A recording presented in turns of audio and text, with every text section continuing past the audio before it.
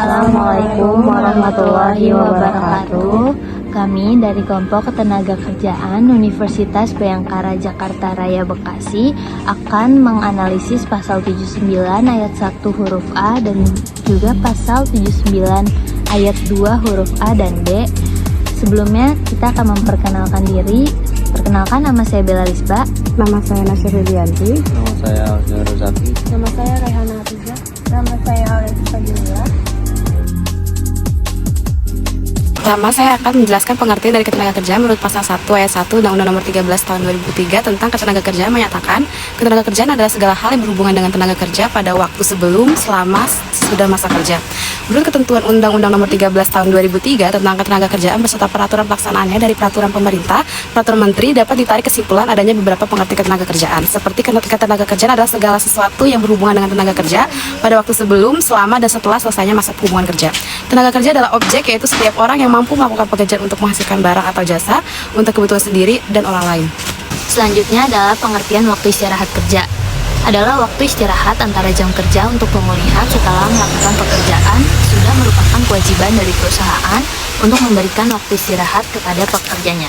Selanjutnya, penjelasan pasal 79 yang diatur dalam Undang-Undang Nomor 6 Tahun 2003 mengenai penetapan peraturan pemerintah pengganti Undang-Undang Nomor 2 Tahun 2022 tentang Cipta Kerja terdapat dalam pasal 79 ayat 1 huruf A waktu istirahat dan pasal 79 ayat 2 huruf A istirahat antara jam kerja paling sedikit setengah jam setelah bekerja selama 4 jam terus-menerus dan waktu istirahat tersebut tidak termasuk jam kerja, dan huruf B istirahat mingguan atau satu hari untuk 6 hari kerja dalam 1 minggu. Saya akan menganalisis Undang-Undang Nomor 6 Tahun 2023 menurut kelompok kami. Waktu istirahat seringkali tidak tersedia cukup dan tidak ada tempat yang layak untuk tenaga kerja beristirahat.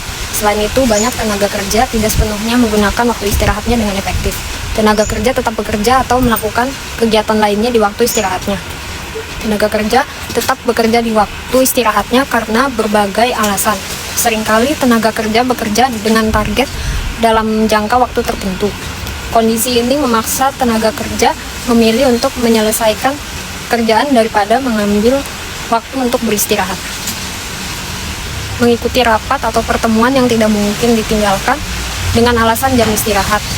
Profesionalisme memaksa mereka untuk tidak beristirahat. Kesibukan tenaga kerja juga sering membuat tenaga kerja melupakan jam istirahat, mengharuskan tenaga kerja tidak langsung meninggalkan tugasnya. Jika masih ada pekerjaan yang menjadi tanggung jawabnya, tenaga kerja juga seringkali bekerja melebihi waktu yang ditentukan serta mengabaikan atau memangkas waktu istirahatnya.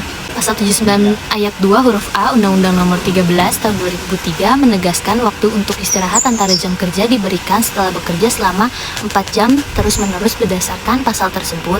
Jika pekerja bekerja lebih dari 4 jam terus-menerus tanpa diberi istirahat oleh perusahaan, maka perusahaan telah melanggar undang-undang. Hal ini penting diperhatikan mengingat aturan ini bukan hanya sekedar mengatur durasi, tetapi yang terpenting adalah keselamatan dan kesehatan kerja. Ketiga, pekerja di tempat kerja. Pada pasal 79 ayat 2 huruf B juga terdapat penekanan pada pemberian istirahat mingguan selama 1 hari untuk 6 hari kerja dalam 1 minggu.